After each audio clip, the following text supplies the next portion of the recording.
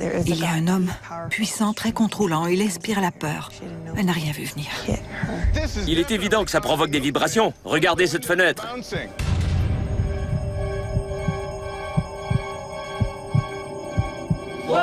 Ashley, can you do it again? Je ne veux pas rester.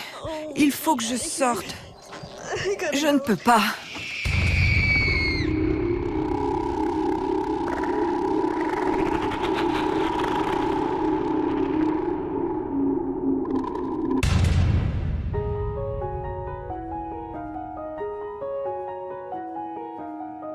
Il y a 2 ans, Claude et Yvette ont emménagé dans leur maison avec leur fils Brandon et leur fille Ashley. Lorsqu'on est venu s'installer, c'était un vrai chantier. On a fait de nombreux travaux et on a refait toute la décoration pour que ce soit à notre goût. À peine 6 mois après leur arrivée, la famille vit une tragédie. Ashley est retrouvée morte dans la chambre d'un motel tout près de la maison. Plus jeune, Ashley était une fille débordante d'énergie. Il y a quelques années, elle a subi une chirurgie qui lui a sauvé la vie, mais à son retour de l'hôpital, Ashley était devenue dépendante aux analgésiques qui lui avaient été prescrits.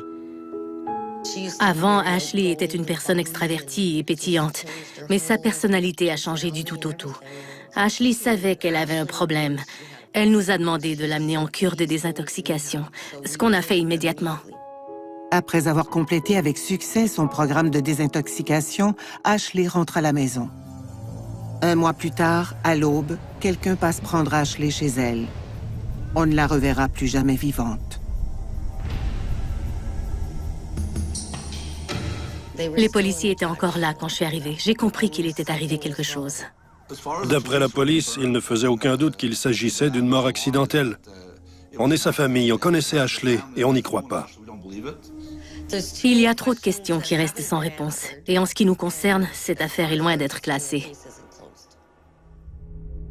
Depuis cette tragédie, Claude et Yvette ont remarqué des phénomènes troublants dans leur maison.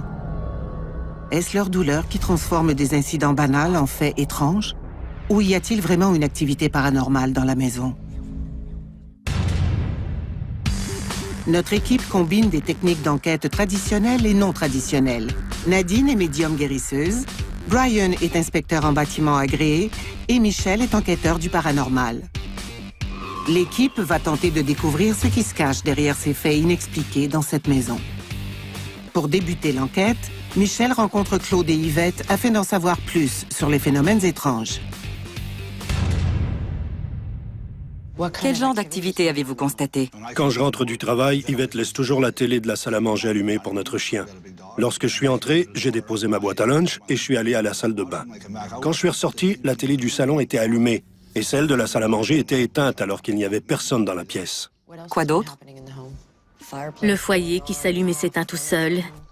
Les robinets se mettent à couler tout seuls. On entend des bruits. Comme des voix, par exemple? On a entendu des voix, oui. Vous pouvez me les décrire? Un matin, au réveil, on a tous les deux entendu 2 voix. On aurait dit des voix de femmes, mais ça a été très bref. J'ai cru qu'elle m'avait parlé et elle a cru que je lui avais parlé. Il n'y avait personne d'autre dans la maison. Vous avez vu des objets bouger? Un soir, j'étais au lit quand tout à coup, un tableau qui est accroché au-dessus de ma tête a traversé la pièce. Il a fait tomber la lampe sur le côté du lit où dort ma femme. Il a traversé toute la pièce. Il a forcément été projeté. Il m'est arrivé quelque chose d'intriguant.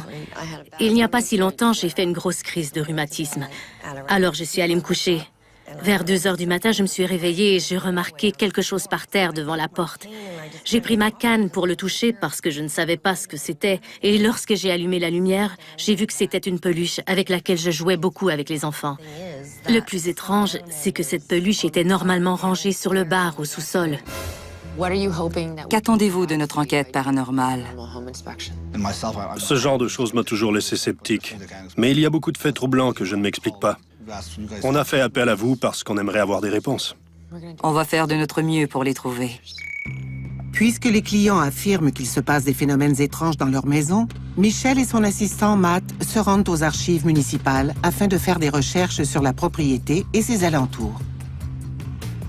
Pendant qu'ils se concentrent sur l'historique de la propriété, l'inspecteur en bâtiment Brian Daly commence son inspection. D'après mes notes, un jour, le propriétaire est rentré chez lui et il est passé devant la télé qui était allumée. Il y en a une autre dans la pièce voisine. La première s'est éteinte et l'autre s'est allumée, comme si elles étaient interconnectées. La télécommande pour ces télés est une télécommande universelle. Les télés fonctionnent sur la même fréquence, ce qui a donc pu allumer une télé et en éteindre une autre en même temps. Il n'y a juste pas pensé.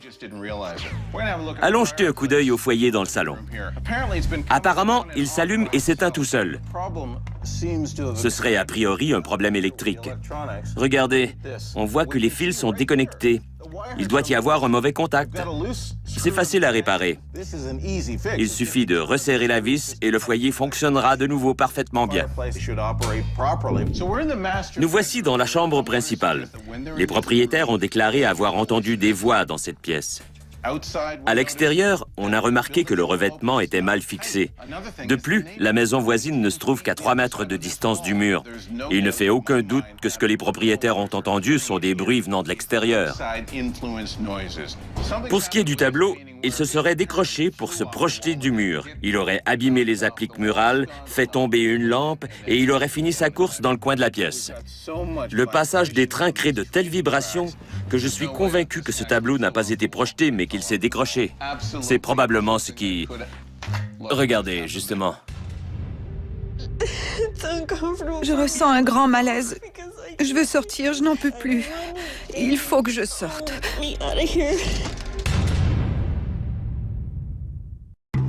Claude et Yvette habitent depuis 2 ans une maison à la campagne.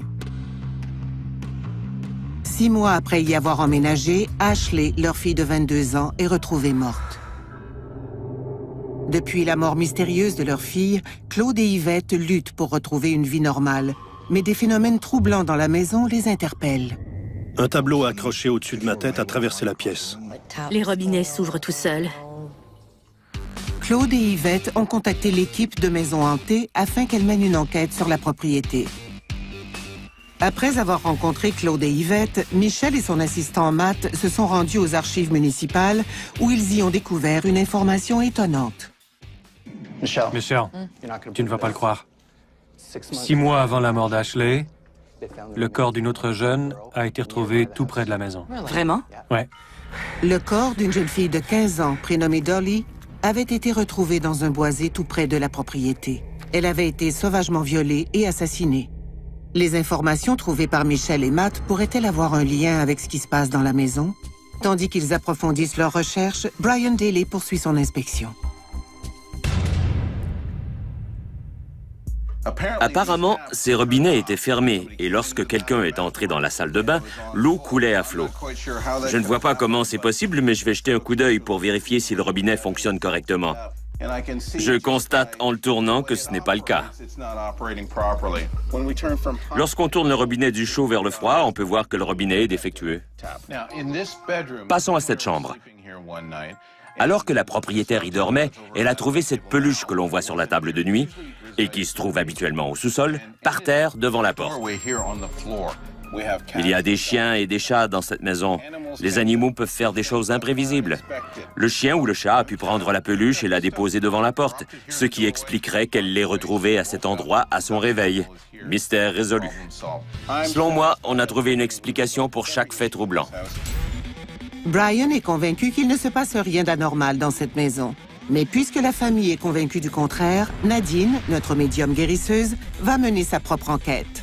Elle n'a eu aucune information concernant la maison, ses occupants, ni sur les phénomènes constatés.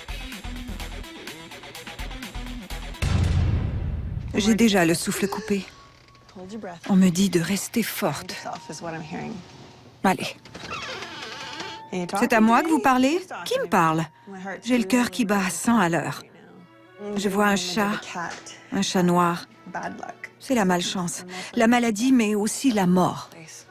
Qu'est-ce qui se passe ici? C'est incroyable à quel point cette chambre est protégée. On me demande de regarder cette photo. Est-ce qu'elle est décédée? L'esprit dominant dans cette pièce est celui d'une jeune fille. C'est leur fille. Elle essaie souvent de communiquer avec ses parents. Elle applaudit. Elle est ici en ce moment. Elle applaudit. Mais il manque un maillon pour bien comprendre sa situation. Elle me parle. S'agit-il d'un meurtre? Je ne trouve pas la réponse, pas dans cette pièce. Il va falloir creuser pour résoudre ce mystère. Elle est là. Elle vient de me bousculer. Elle me dit « dis-leur, dis-leur, dis-leur ». Elle est toute excitée. Cette fille déborde d'énergie. Il se passe quelque chose au sous-sol. Au fur et à mesure que Nadine se dirige vers le sous-sol, elle ressent la présence d'un deuxième esprit, celui d'une autre fille. Je commence à trembler. Leur fille me parle, mais pas l'autre. Elles parlent entre elles. Nadine commence à comprendre ce qui est arrivé à cette jeune fille. Les images défilent dans sa tête. Je la vois. J'en ai la chair de poule. Elle est sur la piste de danse avec quelqu'un. Un grand homme manipulateur et extrêmement contrôlant. Il inspire la peur. C'est quelqu'un de très dangereux.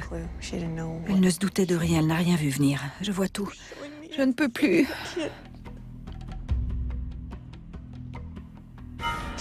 Elle ne se doutait de rien. Il l'a prise par surprise. Il l'a frappée à la tête. Puis, il l'a étranglée. Elle était faible. Il en a profité. Mon Dieu, je ressens de la tristesse, je ressens ses émotions. Pourquoi tu m'as amenée ici? Elle me répond, tu sais pourquoi. Je la vois de nouveau. N'y va pas, n'y va pas. Je ressens un grand malaise. Je n'en peux plus. Oh mon Dieu, il y a tellement de douleur. Elle me dit, tu peux y arriver, reste. Je ne veux pas rester, il faut que je sorte. Je ne peux pas. Whatever is in this house is just under our nose. Oh, what the heck? The TV just came on. Après la mort tragique de leur fille, Claude et Yvette ont été témoins de nombreux phénomènes inexpliqués dans leur maison. Des objets volants, des voix mystérieuses. Ces événements ont finalement poussé Claude et Yvette à contacter l'équipe de Maisons hantées. L'inspecteur en bâtiment, Brian Daly, a procédé à une inspection complète de la propriété et il a constaté de nombreux problèmes de structure dans la maison. Brian est convaincu de pouvoir fournir une explication pour chacun des phénomènes décrits par la famille. Selon moi, nous avons trouvé une explication pour chaque fait troublant. La médium guérisseuse, Nadine Mercy, est entrée dans la maison sans aucune information sur les clients ni sur leurs expériences. Nadine a tout de suite ressenti la tristesse et la douleur de la famille face à la mort de leur fille. Mais il reste encore quelques questions sans réponse. Il y a quelqu'un d'autre dans la maison. Nadine est bouleversée par la présence d'un deuxième esprit. Une jeune femme qui veut lui raconter son histoire. Je la vois. Je ressens un grand malaise. Je veux sortir, je n'en peux plus. Il faut que je sorte.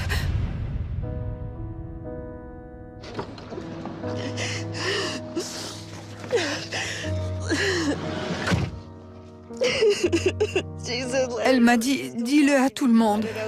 Elle me parle encore, dis-le, il faut le dire. Vous êtes en sécurité, vous êtes protégés. Ne vous en faites pas, je vous protège. Ces deux histoires ont un lien. Ce qu'Ashley veut par-dessus tout, c'est aider les autres. Elle utilise ma voix pour parler en son nom, au nom d'autres femmes qui ont été agressées. On doit s'entraider. On doit tous apprendre à pardonner.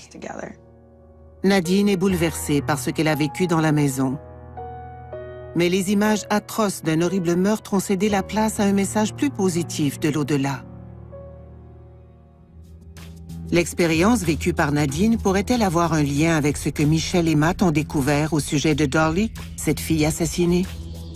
C'est le dernier jour d'enquête. Michel et son assistant Matt se préparent à enquêter de nuit. Ashley, can you bang on the wall? Can you bang back just so we know that you're here? Ashley, can you tell us what happened the night that you died? Did you hear that? I thought I heard tapping in the kitchen, though. It almost sounds like Like footsteps, or like, you know, as if someone's walking around. We need to go outside. Okay. We definitely need to go outside. Did you hear that? That sounded like a rock or something on the roof. Where did that come from? I have no idea. Okay, let's go back in the house. Yeah, I heard that. Oh. What the heck? The TV just came on. Whoa! Okay, Whoa, whoa, whoa, whoa. Ashley, can you do it again? TV's off again. Oh! Back here. Dolly? Dolly, is that you? Do you have something to say to us? Ashley? Dolly? I thought I heard something out there now. Where, Matt? Where'd you hear it from? It just came from out here, so I don't know. I can't even tell where these noises are coming from. Oh. Oh. There is like a strong smell in here. Whatever is in this house is just under our nose. Wait. I hear water running. The faucet's on. Faucet's on. Okay, that's messed. Yeah, I definitely think we got enough evidence here this evening, that's for sure. Je crois que ce que notre troisième experte, Nadine, qui est une médium guérisseuse, a à vous dire, va beaucoup vous intéresser. Une famille dans le chagrin habite ce charmant bungalow dans une petite ville du nord de l'Ontario. Toujours hantés par la mort mystérieuse de leur fille, ils sont impatients de connaître la vérité sur les phénomènes troublants qui ont eu lieu dans leur maison. 3 inspecteurs qui forment une équipe unique mènent l'enquête. Qu'ont-ils découvert? Qu'ont-ils ressenti? Et que feront nos propriétaires? Nous allons vous présenter nos conclusions. Commençons par Brian, notre inspecteur en bâtiment agréé. Le problème de la télé qui s'allume toute seule peut venir de la télécommande universelle. Ils ont entendu des voix dans la chambre, mais le revêtement est mal fixé. Les bruits qu'entendent les propriétaires viennent certainement de l'extérieur de la maison. Pour ce qui est du tableau tombé du mur, il n'y a rien d'étonnant puisque le passage des trains crée de grosses vibrations. Le feu de foyer qui s'allume et s'éteint tout seul. Lors de notre inspection, on a constaté un mauvais contact au niveau des fils électriques. L'écoulement d'eau dans la salle de bain vient certainement du fait que le robinet est défectueux. La peluche retrouvée au sol devant la porte de la chambre a très probablement été déposée là par le chien ou le chat. Mystère résolu. Selon moi, nous avons trouvé une explication pour chaque phénomène troublant. Qu'en pensez-vous? Il a sûrement raison sur certains points, mais pour d'autres, je ne suis pas d'accord. J'ai commencé par faire des recherches sur l'historique de votre maison et au cours de mon enquête, j'ai découvert qu'une jeune fille prénommée Dolly était morte 6 mois seulement avant le décès d'Ashley. Son corps avait été retrouvé dans un boisé tout près de votre maison. On en a entendu parler. C'est une information qu'on ne pouvait pas ignorer. On devait la garder à l'esprit quand on a fait notre enquête de nuit. Je vais maintenant vous montrer quelques extraits. D'accord.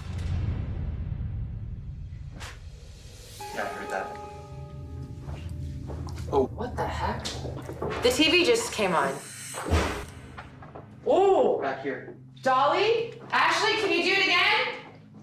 The faucet's on. Faucet's on. Oh. Oh. There is like a strong smell in here. Whatever is in this house is just under our nose. Definitely lots of activity going on in this house. So what do you think? Qu'en pensez-vous? Intéressant. Oui. Très intéressant. Notre troisième experte, Nadine, qui est médium guérisseuse, a fait une évaluation complète de l'énergie spirituelle de la maison. Je crois que ce qu'elle a à vous dire devrait beaucoup vous intéresser. On me demande de regarder cette photo. Est-ce qu'elle est décédée? L'esprit dominant ici est celui d'une jeune fille qui est décédée. C'est leur fille, Ashley. J'ai vu une scène de strangulation, le meurtre d'une autre personne. Cette jeune fille est ici. Il y a un lien entre Ashley et cette jeune fille, car Ashley veut par-dessus tout aider les autres. Le message, c'est qu'on doit s'entraider. Ce soir-là, le but d'Ashley était de se libérer, mais il ne fait aucun doute que quelqu'un a contribué à sa mort. Sa mère a raison d'avoir des doutes et de vouloir continuer à chercher. Cependant, l'énergie d'Ashley a attiré un autre esprit vers elle, qui a besoin de son aide pour quitter les lieux. Il est important pour la mère d'Ashley d'apprendre à accepter, d'essayer de guérir et de se reconstruire une vie.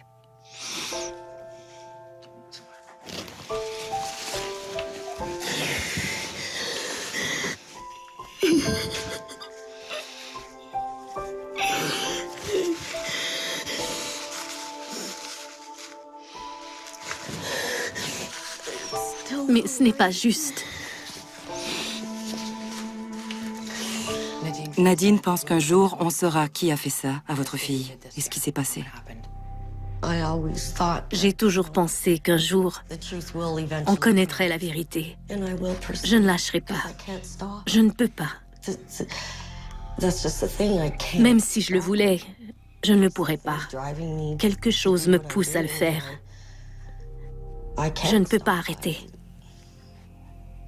C'est comme ça. Ce qu'il faut retenir, c'est qu'Ashley et Dolly veulent être une source d'inspiration pour les autres. Ça lui ressemble.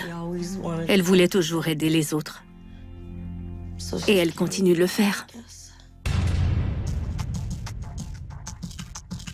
Plusieurs semaines après notre enquête paranormale, Yvette a trouvé le courage de reprendre sa quête de la vérité sur la mort de sa fille. Un jour, on saura la vérité. On ne sait pas tout sur sa mort. Et je continuerai à me battre pour que justice soit faite. C'est très réconfortant de savoir qu'Ashley est dans la maison. Et si elle a une amie là où elle est maintenant et qu'elle veut l'amener à la maison de temps en temps, ça nous fait plaisir.